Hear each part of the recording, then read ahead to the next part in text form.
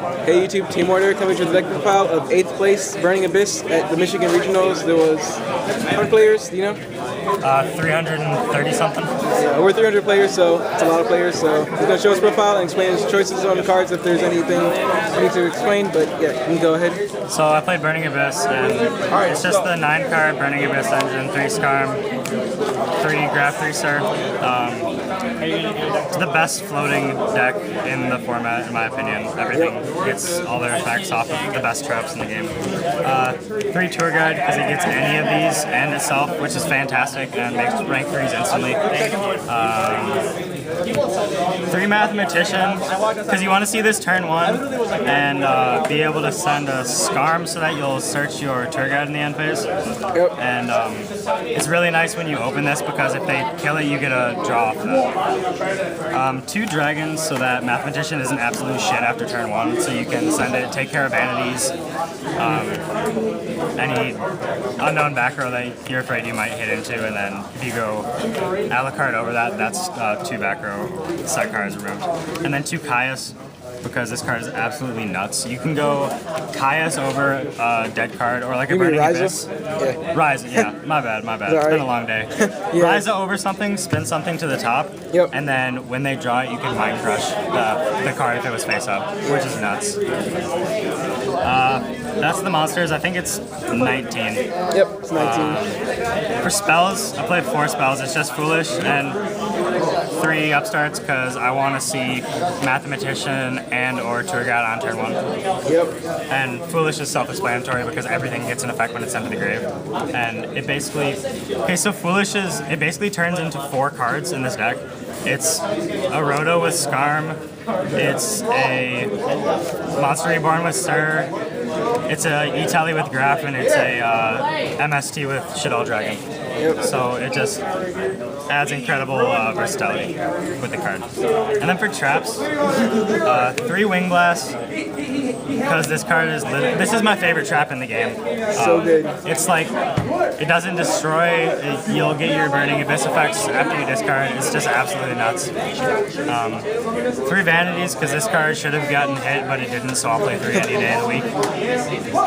3 Mind Crush. This card is also nuts. Like I said before, you can go Ryza, spin a face up, and when they draw it, you know what they drew. Or it's especially good in the mirror because after they search Tour Guide in the end phase, when they draw, you can go Mind Crush. Yeah, and you can chain to them special summoning monsters too. Yeah, and then they won't get the effect. So for those of you who don't know, these effects activate to special summon themselves.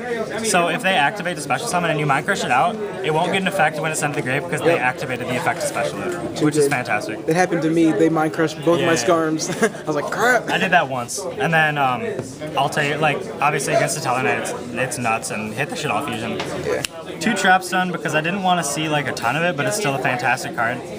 Being able to turn off your vanities and turn off their vanities, and like whoever's vanities you're turned off, they're gonna have to deal with that one. So you can just like, oh, let me just be able to make my plays, and then you're stuck under vanities that I should have not been able to play around. 2 Breakthrough because it's really good. Like in the mirror, if you just get Tour Guide with it, and then they're stuck with that, and Construct stop them from sending stuff. Deneb. I sided them out a couple times just because they were like lackluster when I had it, just for more cards, but they're good game 1. And 2 Karma Cut because I couldn't get a 3rd copy in time. I probably would have played 3, but 2 was really good for me all day. And then for 1-ofs, I just play a Compulse because it's really good this format, just sending anything back. This is a Wind Out and Solid Warning. So no Bottomless Torrential? No Bottomless. I didn't want to play Bottomless because a lot of the, like the 2 out of 3 Burning Abyss monsters and Tour Guide and Dante is under 1500, so you can't get any of that. For my side deck was a little bit weird, but I loved it all day. Puppet Plant. So you take their Shaddoll, their Tellarknight, or their Dante, and then you contribute over it with a Monarch, and it's really good. 2 Veiler because turn 1 Tour Guide in the mirror match for them is really real. So if you side this in and you see it and they Tour Guide, a Veiler is really strong. Yeah, I mained those today. 2 Max C for Mermail, Dragon. Like every time I sided it, was that? Every time I sided this in, I saw it, which was really good because they'd go Tour Guide and Maxi and either plus me off of it or just be stuck with the awkward cards. And then 2DD Crow because it's insane. Like, Madolche was really prevalent at the regional today, so when they go hoop kick, you banish their target, and then, which makes it not be able to special. And then when they Altair, you banish the target, and if you banish Skarm, it won't be able to search in the end phase because it's not in the grave. Yep. That's all the monsters. And then 2 MSTs because vanities, and I sided this in against Yang Zing because I wanted to hit creation and skill drain, and it did. I ended up resolving it. And then 2 chain deep for the mirror because if you open this turn 1 and they go, like one of my matches, I opened with 2 of these, set them both, and there was like Tour Guide, and I was like, all right, effect is good, chain D, banished all the Tour Guides, he got Skarm, and I chain D'd the Tour Guides, or the Skarms, and it was ridiculous. And then 2 light impersonating for mostly Satellarknight, but I was also a little bit scared of Bujin and Lightsworn. I didn't know if they were going to be getting played. For the extra deck, 2 Dante because I'm poor and can't afford a third. 2 Alucard. I borrowed one of those. 2 Alucard because I'll go into 2 of this almost every match. Hey, 4 extra deck, it's $230. Man, yeah. Like, this card's really strong.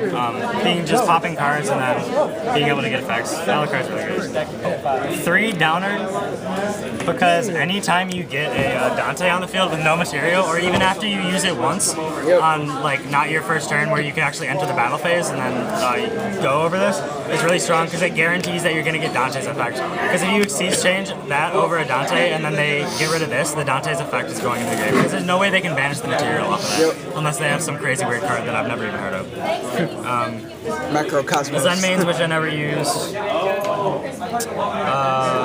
What cards did I? Leviathan Dragon, which I never used. Fortune Tomb, which I never used. Equip, which I never used. Like, these were good in theory and testing, but I just didn't have a reason to go into them today. I didn't really go into time where he let me have an opportunity to make this card.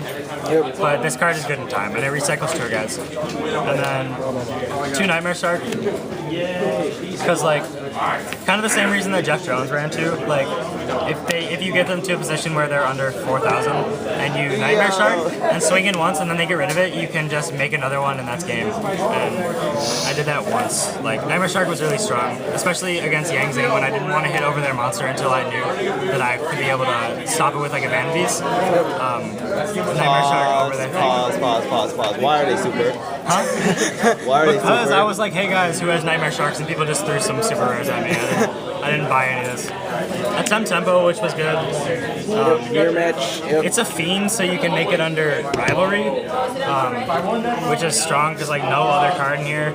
They like go Rivalry after you have 2 on the field to try and stop you from overlaying, and then I can make this, which is pretty good. And Acid Golem, which won me a game today because he just left a monster in attack and forgot that Acid Golem was a card, I guess, and I just made that and swung. Yep. Delete that video. Alright. Yep. That's it for the deck profile, and thanks for the deck profile. You top 8, you got 8th place at Michigan Garden City Regionals. You don't need to play meta.